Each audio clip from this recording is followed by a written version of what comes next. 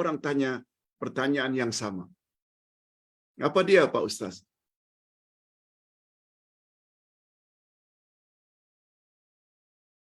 Betul tak, Pak Ustaz? Kucing tidak boleh dibelah dalam rumah.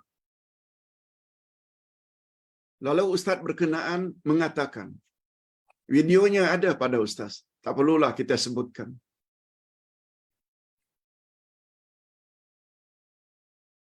Apa kata beliau? Nabi tidak pernah pelihara kucing. Dan yang lebih berbahaya, kata beliau, kucing adalah najis. Juga satu lagi statement beliau yang sangat bercanggah. Semua hadis yang berkaitan dengan kucing semuanya palsu.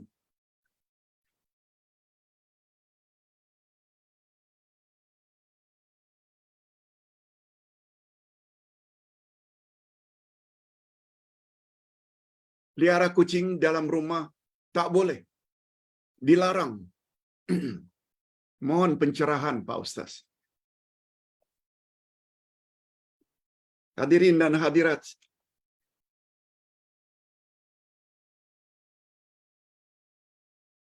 Ustaz telah cari dari beberapa buku, kitab untuk mendapat kepastian apa yang dikatakan oleh Ustaz tersebut.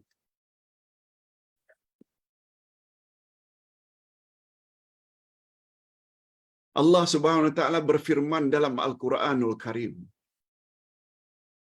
bahwa Dia telah mencipta bukan hanya manusia tapi juga binatang. Dan sebahagian binatang itu bukan saja boleh dimakan, dimanfaatkan bulunya, kulitnya, tapi juga disebut oleh Allah Subhanahu wa taala, walakum fiha jamal hina turihun wa hina tasrahun. Binatang itu dicipta oleh Allah supaya kamu merasa happy. Sebab dia ada kecantikan dan jamal, ya, kecantikan. Seperti kucing. Tak disebutlah kucing, tapi binatang itu boleh kamu gunakan untuk menunggang pergi ke suatu tempat. Binatang itu juga ada dari sudut nikmat batiniyah, iaitu kita happy dengan memiliki binatang tertentu.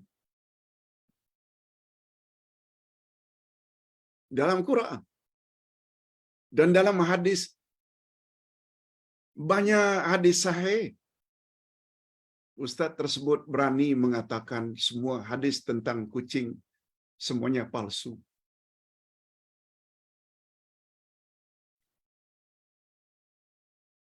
Ustaz tersebut kurang baca. Walaupun pernah mengatakan hadis yang beliau periksa semuanya palsu. Hadis Nabi sallallahu alaihi wasallam ada memiliki kucing.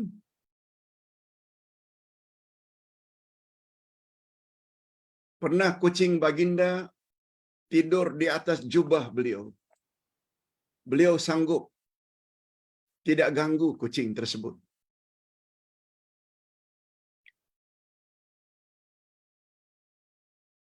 Rasulullah sallallahu alaihi wasallam sampai bersabda, apa kata baginda?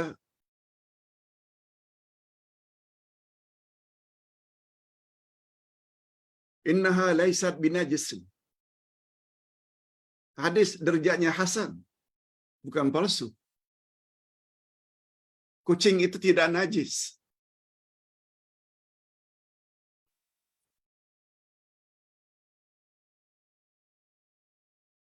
Rasulullah sallallahu alaihi wasallam pernah mengatakan bahawa air jilatan najis, air dalam bekas yang diminum oleh kucing, boleh kamu gunakan untuk wuduk. Ada seorang sahabiat datang membawa makanan untuk Aisyah. Aisyah sedang salat. Sedangkan dia bawa sesuatu untuk Aisyah makan. Aisyah hanya memberi isyarat, menunjuk, seolah-olah letak saja di situ. Boleh. Dalam salat, isyarat seperti itu boleh. Aisyah tidak membatalkan salatnya.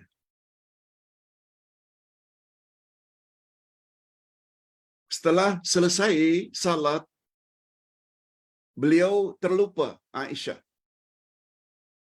tentang makanan tersebut. Lalu makanan tersebut dimakan oleh kucing. Sedikit. Lalu Aisyah radhiyallahu anha makan makanan bekas dimakan kucing. Kecuali buang sedikit saja bahagian yang digigit. Abu Hurairah pernah pada satu hari meletakkan kucing, iaitu anak kucing, di lengan bajunya. Rasulullah tanya, apa yang di dalam lengan bajumu itu? Dijawab Abu Hurairah, Hurairah maknanya anak kucing. Rasulullah tidak memarahi apa-apa. Malah Abu Hurairah yang nama asalnya bukan itu, digelar oleh Nabi sendiri. Anta Abu Hurairah. Engkau adalah bapa kucing. Kalau dia najis, tentu akan dimarahi oleh Rasulullah sallallahu alaihi wasallam. Sebab baginda tidak boleh mendiamkan diri dalam perkara yang tidak elok, apalagi kalau itu najis.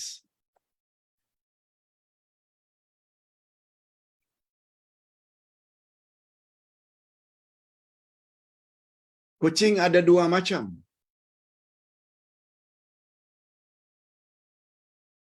Ada yang namanya alifah, kucing yang jinak. Ada satu lagi, kucing liar. Kucing ada dua jenis. Satu alifah, iaitu yang jinak, yang cantik, yang baik. Dan satu lagi, kucing liar atau kucing hutan. Adapun kucing hutan yang membahayakan, kadang-kadang dia boleh menerkam, dia boleh makan, dia boleh gigit, itu memang dilarang. Tapi kucing yang jinak dibolehkan. Rasulullah sendiri pelihara kucing.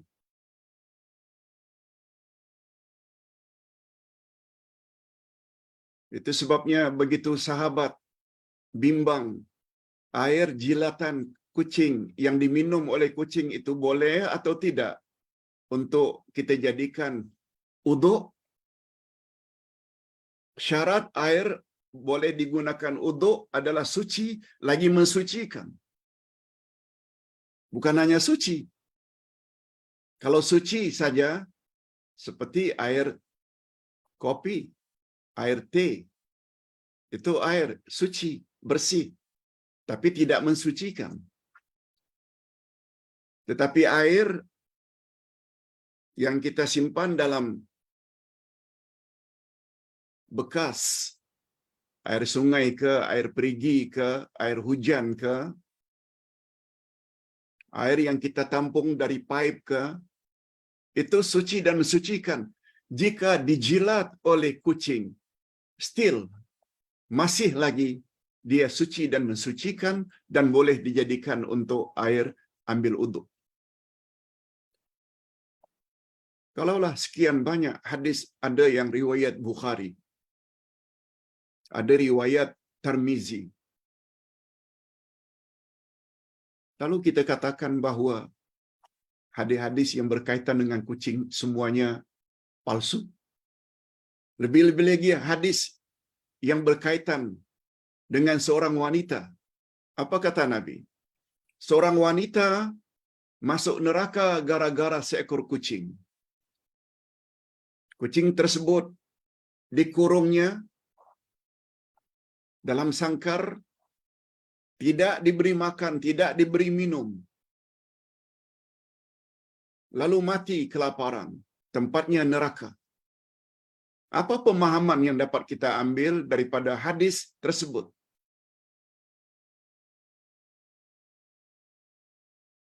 Kalau kita jaga kucing itu makannya, minumnya, tempatnya, kita ajar pula dia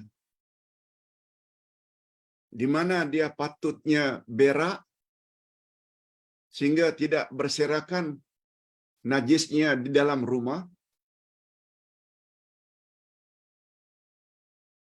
dan kucing tersebut adalah kucing yang dibenarkan. Hadirin dan hadirat, tolong dengar baik-baik. Ulama fiqh semua mazhab, Abu Hanifah, Imam Malik, Imam Asy-Syafi'i, Imam Ahmad Ibn Hanbal, semuanya membolehkan. Tapi dengan syarat. Kata mereka, kebolehan memiliki atau membela kucing itu dia sama dengan kebolehan kita mencari kayu di hutan.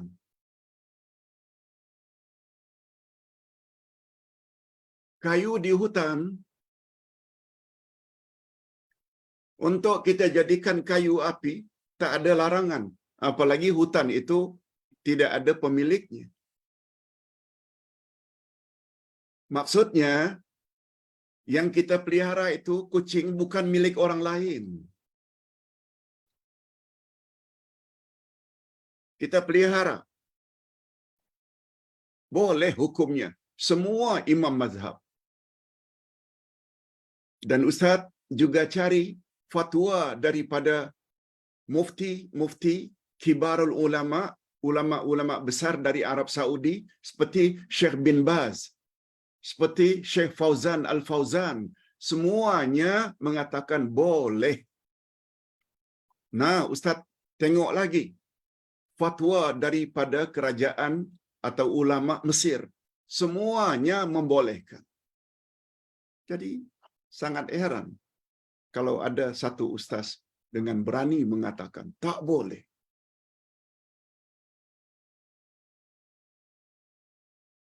Adanya kucing dalam rumah yang kita bela tidak menghalang datangnya malaikat ke dalam rumah kita.